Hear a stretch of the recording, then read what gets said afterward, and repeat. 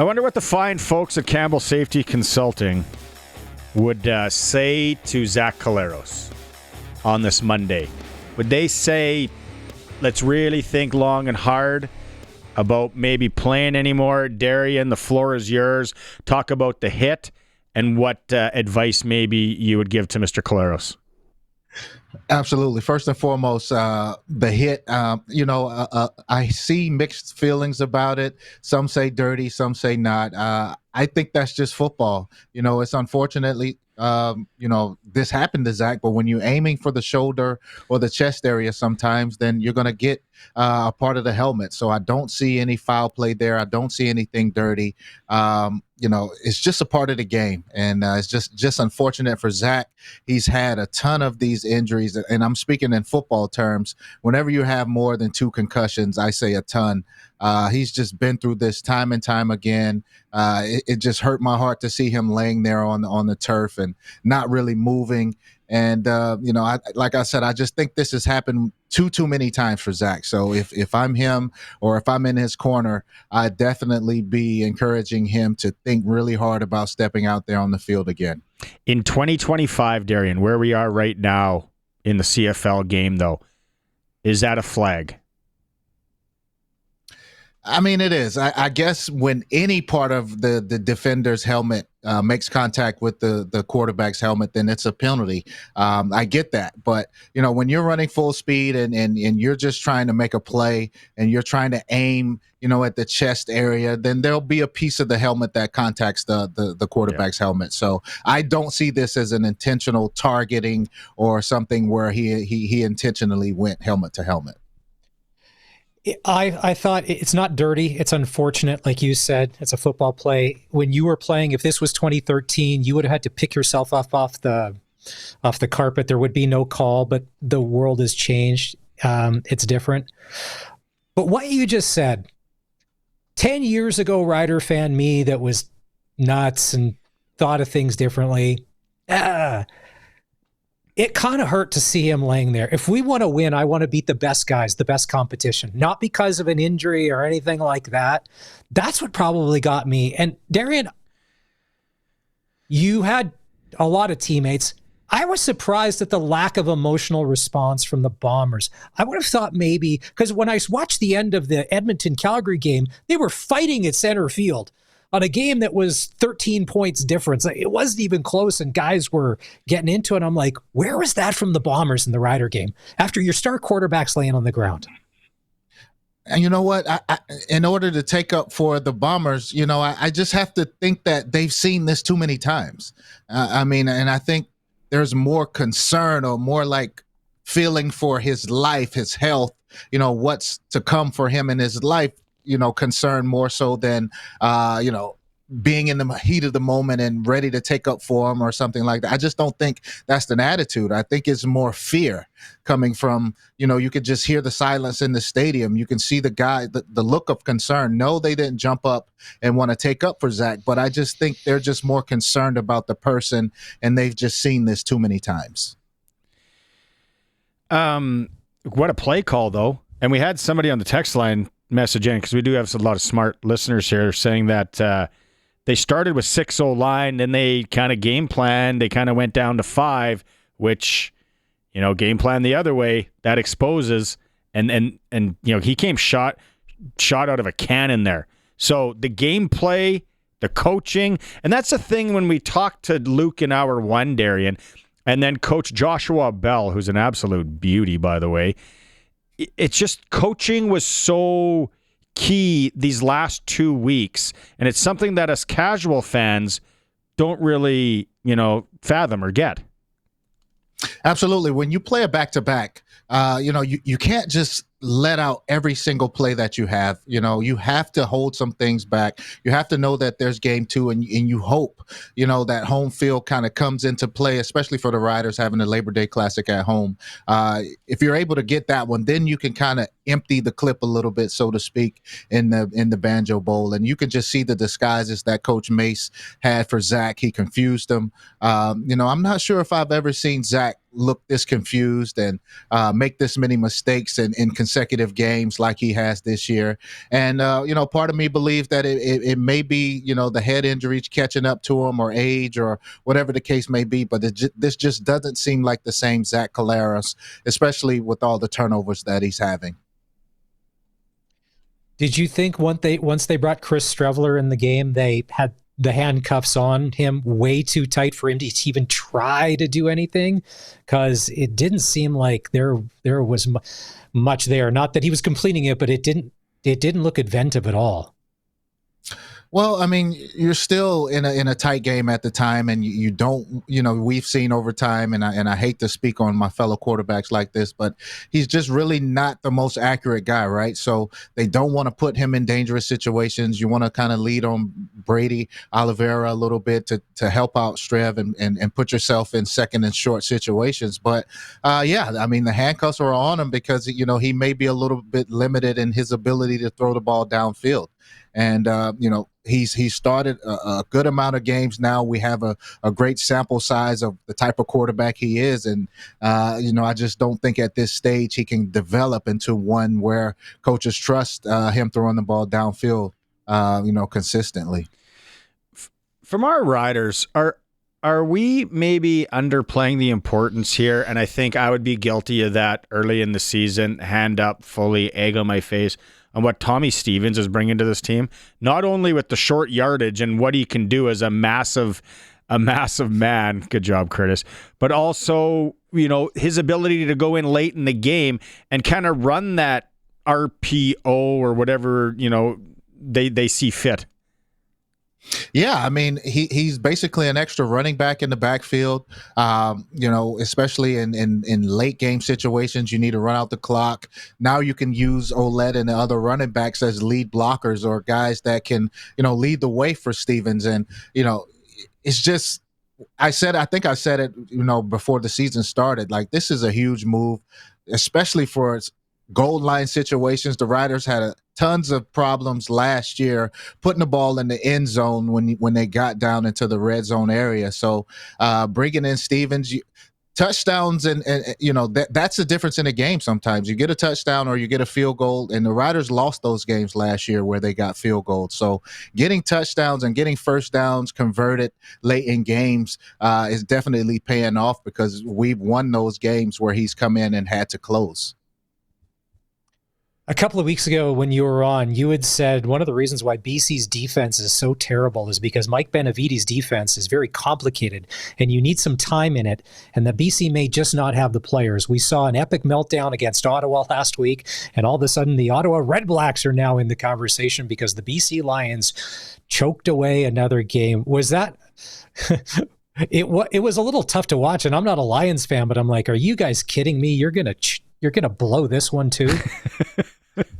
Yeah, I mean, I don't think I've ever seen this many blown coverages by Mike Benevides and Ryan Phillips led defense. I mean, like I said, the guys just don't have enough chemistry, don't have enough time together.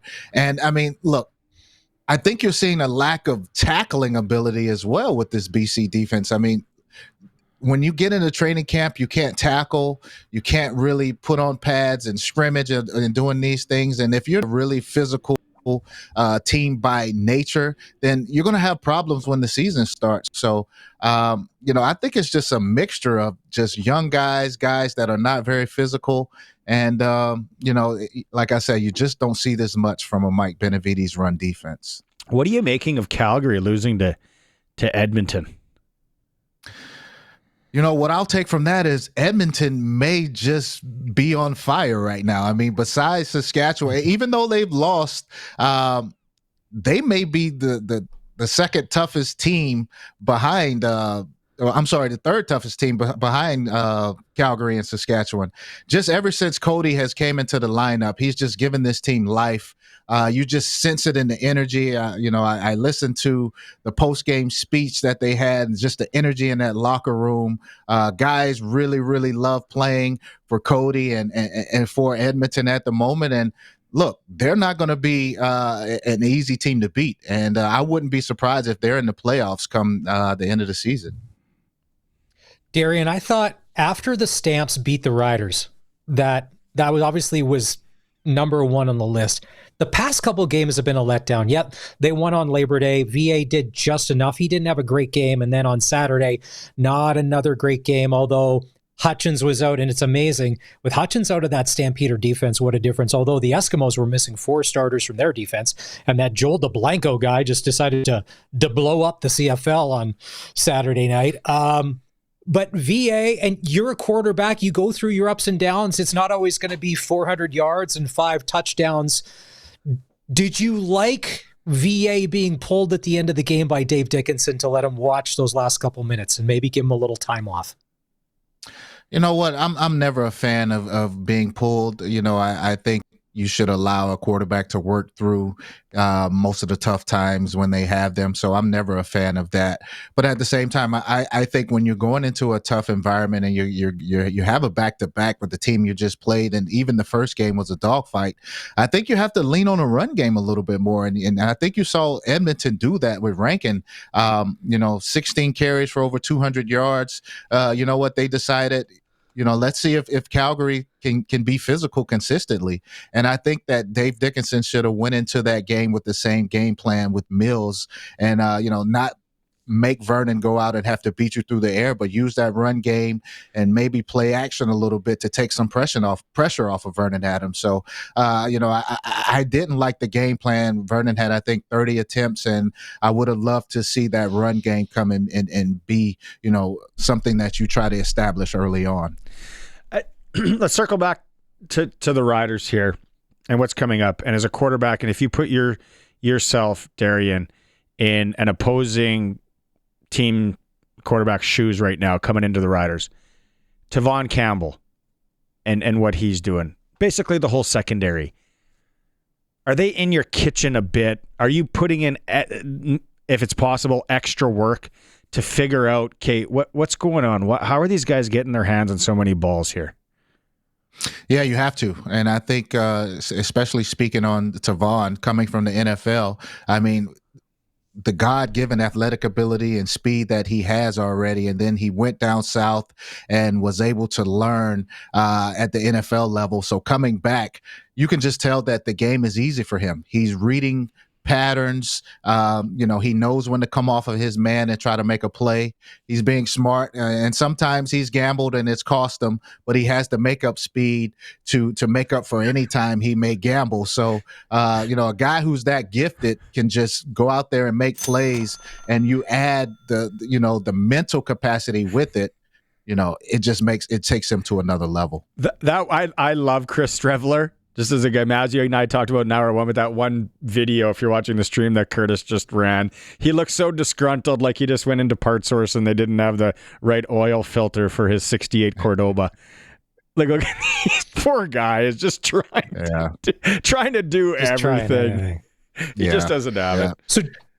So Darian, the first time that the Riders played Montreal in Montreal, no Davis Alexander, there were a bunch of other injuries. The Alouettes are getting healthy, and they may have Davis Alexander, which completely changes the dynamic of that team. We all know no starting quarterback, you don't have a chance to win. We saw that against, when the other night, when, it was tough to watch Montreal. They got a lot of talent. They just don't have a quarterback. If there's no Davis Alexander, I think the Riders put up 45 points because the defense is going to tire out.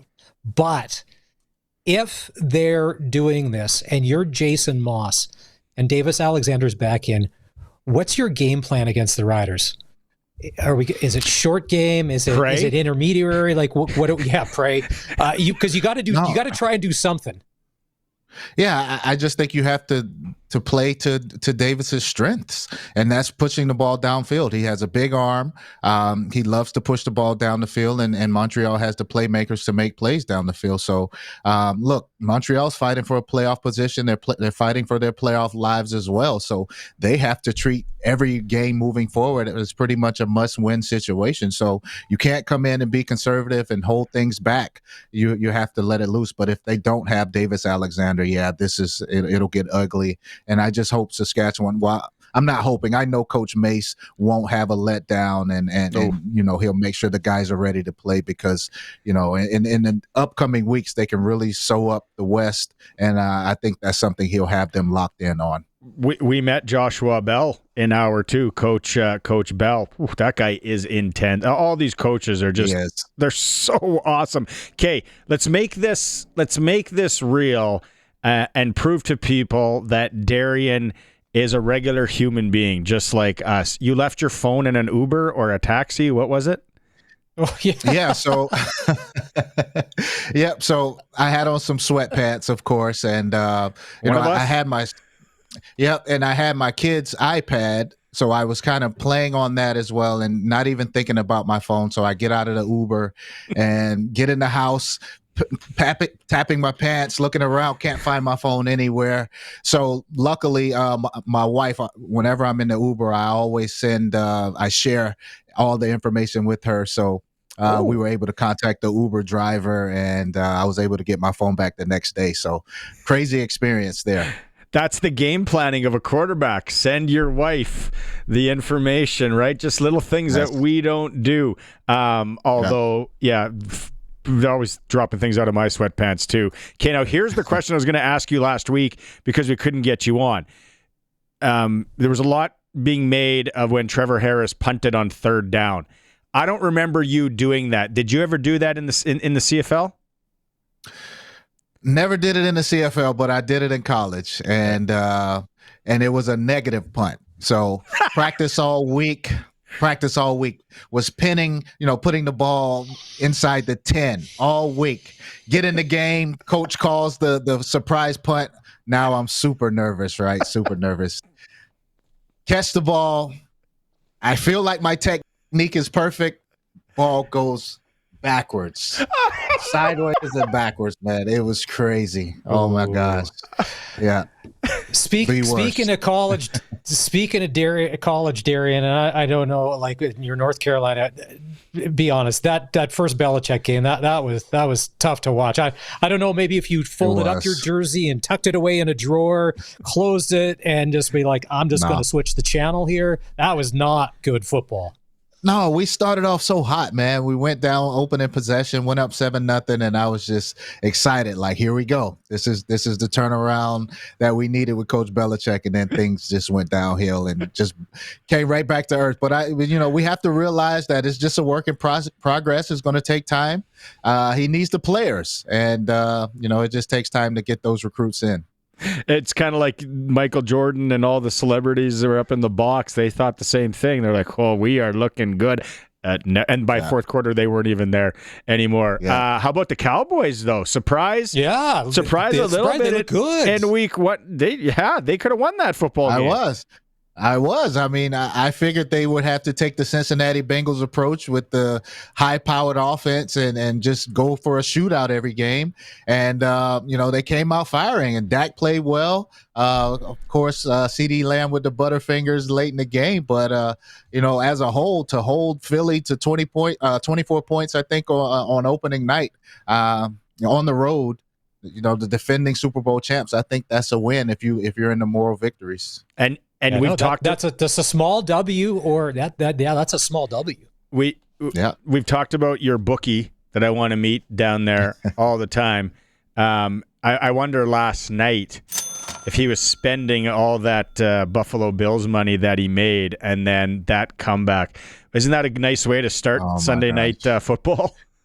I know. That's amazing, man. If this is any indication of what's to come this year, I'm excited. I mean, I'm sure everyone, especially every man around the world, is so happy for September to come when football season comes. So if this is any preview, it's going to be a good one. I know. And ladies out there that like NFL, I'm going to get some text.